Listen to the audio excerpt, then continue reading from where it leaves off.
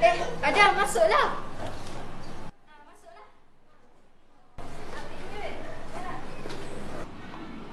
Okey murid-murid, hari ni kita ada kawan baru. Nama dia Adam. Dia baru je pindah daripada Johor.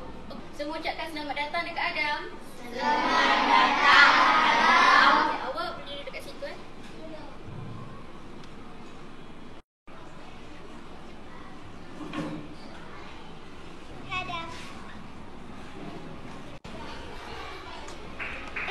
Awak perasan tak? Daripada tadi pagi, Adam diam je. Kesian je. Betul. Tadi aku dah try cemburu waktu PJ tapi dia senyum je. Dah lah, kita pergi kantin. Jom.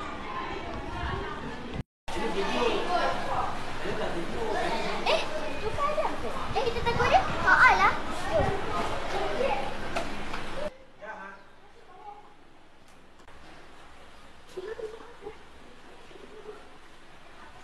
Adam, sekarang kau waktu rehat. Jelah kita pergi kantin sama-sama. Jomlah. Nak. Saya dah makan dah tadi.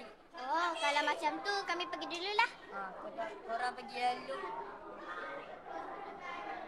Okey murid-murid, minggu depan sekolah ada buat uji bakat murid. Siapa yang berminat nak masuk boleh bagi nama kat cikgu ya.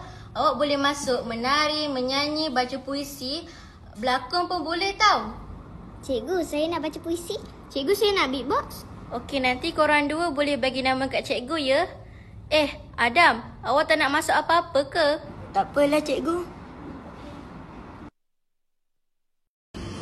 Harap kau faham perasaanku.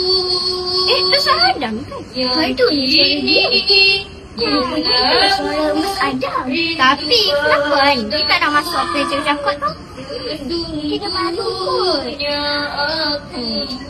Diamlah. Adam. Radio aku. Merdunya suara kau tu. Oh, rupanya itulah suara emas kau sebenarnya. Tapi aku pelik lah dengan kau ni. Kenapa kau tak nak masuk apa yang cikgu cakap tu? Aku malu lah. Apa kata kau duit dengan Imak? Lagipun dia mana ada pasangan lagi. Tengoklah macam mana. Yelah. Kita orang nak pergi ambil kotak pensel ni.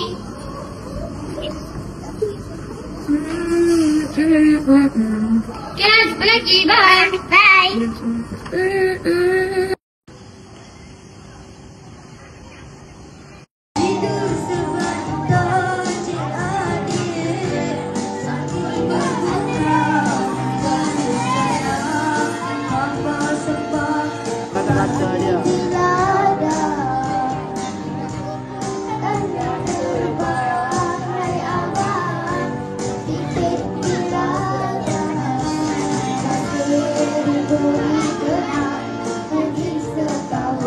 Lain kali Adam, janganlah sifat sangat suruh mas kau tu.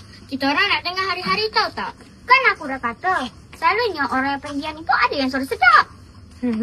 Selalunya aku nyanyi mesti hujan. Kali ni tak hujan pun, cerah je cuaca. Mungkin hari ni kau tak telan katak ke? Mungkin lah. Dah, jom balik. Jom lah.